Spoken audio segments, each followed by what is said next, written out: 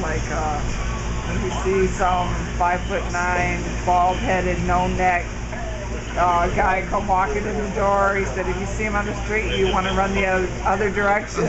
But you come in here and he's all smiling and laughing. Right, one of the nicest, like a gentle giant. Yeah. But I mean, like even like when he was biking, you see him with his chaps on, his leather, you know, his bootleg shoe and all that. He very intimidating looking figure. But once you got to know him, man, one of the nicest people you would ever really want to meet. Always willing to sit, talk with you, share, whatever. Yeah, Christian said he really liked talking to people and getting to know people. Right, I mean, you know, he was a real genuine person. You know, some people are, you know, put up a facade, but he truly cared. He had one of the biggest hearts I ever knew. You know, just like I was saying about his son. You know, the oldest boy. You know, how many people go adopt when you already have kids?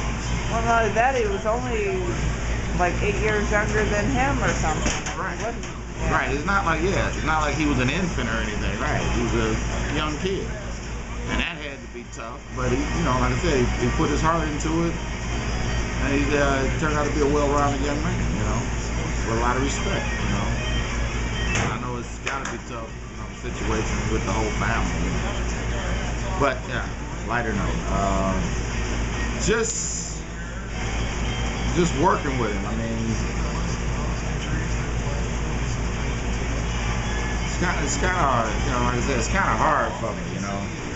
But, you know, and I got to try to remember, you know, going back when I first came on. I mean, the funny thing is, like, you sit and you talk with him, and, you know, his wisdom comes out. Like, you know, he was 30-something years old. I had him by about 8 or 10 years, you know. But you could tell he was, you know, blessed, I guess. You know, I'm not trying to put him in a sainthood or anything, you know, because we all have our faults. But he was able to,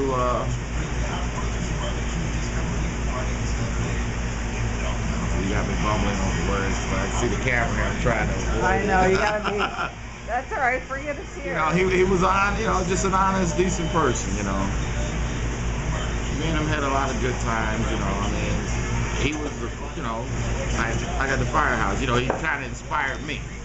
Okay, I come on a job, like I had a little age on me, you know, but even though he had more time, he still came in and immediately went to the paperwork, the housework, you know. And I mean, I'm a trial man. I'm trying to find something to do, but I have to try to keep ahead of him because this is what he done all his career. He comes in, paperwork, like I said, the cleaning, you know, he just tries to do some of everything. And then he would cook as well. So, you know, it was hard trying to, you know, it like I said, you know, when you first come on, you know, you're a little nervous, a little uncomfortable. But after working around him and a lot of the guys over there, you know, you just fall right in. It's the East Side thing, you know. A lot of people don't get it. But, you know, even like at his funeral, you know, it was all 8023 Squad 3 members, and I definitely fell right in because that's where I started at, you know. And all the guys know that how I feel about 8023 Squad 3 and them as well, you know, because they all try to get back there if they can, and I would too, but it's just hard. You know, because you got guys with more time on who aren't letting you in, you know, they want to be there, you know. Oh, really? So you would go back if you could? Yeah, I really would. I mean, I had a wonderful time there. You know, because you get used to working with people. So, I mean, it's just like your right hand and left hand. You know their moves, they know yours, you know. And, I mean, we worked real well together. And it seems fun having a double camp, too. Yeah, it was hard to hide. And you know, the squad guys, they have their own little mentality, you know. And I remember working with a retired Chief Audette, you know, very good man as well, you know. And every time we get a fire, you know, I'm working. He's like, hey, Ray, give me the line. You know, I'm like, no, Captain. You know, he was a captain at the time. No, Captain, man, you know how these guys are. They're gonna walk in here. Hey, it's just me and you. And as soon as I would give him the line, believe it or not, bam, here they come. Oh man, what the fool? Hey, here it is, the captain. He's got what, 20-something years on the job. He's sitting here. You know, he's got the line. Here you are, trial man. And you don't have the line. Oh man, and they would just rip me. Like they said, if they don't mess with you, they don't like you. So they mess with me a lot, so they really must have liked me, you know. Yeah, you know, you're actually in the DVD a little bit. I took a photo of you guys one time in here. Oh, okay. Like a group of you guys, and you're in the photo. And yeah, it was funny the first time I played it out there for them, because it would be like, Drew's in it, and when Drew came on, they're like, Drew! And then when you came on, when the group shot came on, they were like, Ray! Yeah, it's a bond, you know, that we have, you know. I mean, it's a working bond, because you get a little closer to guys when you're working hard, you know, and you're having a lot of fires, and we used to have a lot of fires. And they're still busier now that we are on demand as we are, not trying to get on that subject, but you're still working twice as hard. You know, I got over to Engine 8, and we happened to catch them at the fuel stop. And, you know, Walter was there, and he's like, hey, Ray, what's up? I said, yeah, how's it going, Walt? How you been? Hey, man, we had 3 fires already. I mean, it was maybe noon, and they've had 3 fires already, and Engine 8 is a little more relaxed. I'm like, wow.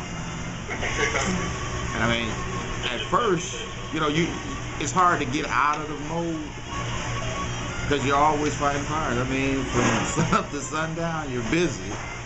And you think that, I thought my first years, that was normal. You know, no sleep, running all day, you know. And then you go home, you get your rest on, you come back, you're back at it again. And it took a while for me to wind down from it. You know, guys were like, hey, Ray, you know, take that back to the east side, you know. You know, we're not as busy. Oh, is that why you're so hyper? Yeah, that, and you know, I'm not getting my childhood. Yeah, but it was hard to, you know, it's hard to get out of that mode, because, you know, you just, you know, when a bell goes off, bam, 9 times out of 10 you got something. Why'd they call you the Ray Rocker? Oh, that was Dennis Slokey. Yeah, just for the record, I'm gonna get this one straight. Okay. Yeah, my battery's winding down. Okay. What it was is, I gotta replace the Ray Rocker. Okay, I came to work sick. I mean, I love the job, so, you know, I come in sick. And we get, you know, the day start off as usual, you got a lot of runs, okay? We get a run, I'm gone, I do my thing, you know, we come back, I sit in this chair and fall out. Bam! Completely out. Boom, the bell goes off again, I jump up, we go, you know, we do our thing, I come back, same thing, I hit that chair, bam, out like a light. And I know they had a lot of fun with me, but I don't know, because I was asleep. Each and every time we got back, I was asleep in this chair, man, and hence, since then, it's the Ray Rocker, the Ray Kleiner, and the Razy Boy. But then it's Slokey, that's the guy, he got me with that, and hey, it wasn't bad. I mean, I really, so many different guys you run through that ran there, and a lot of them, like I say, they come back. And you had other guys, you know, that ran at busy places. They get there, and you know, sometimes they had a stigma, the east side, the west side, the southwest side, and you never know till you get there, get with the guys and run with them and see what it's really all about. I've seen people, like I said, run at different places, come there and say, wow, I had no idea. I mean, a guy who retired said he went back to the Engine 40s area, but he ran the 23s, and he said, I wish I had stayed, because I got back over there and it was wild and crazy, but over at 23s, the guys treated me like a king. I mean, he said I had my own parking space, paperwork, you know, I mean, I barely had to lift a finger, because the guys were so attentive, and the young guys really basically were traditional. You know, it's a work ethic like no other. And I really, really had loved it. You know, guys were like, how do you like the job? I said, man, I love it. You know, because I'm a worker. I guess my father instilled me with that. You know? And I keep that.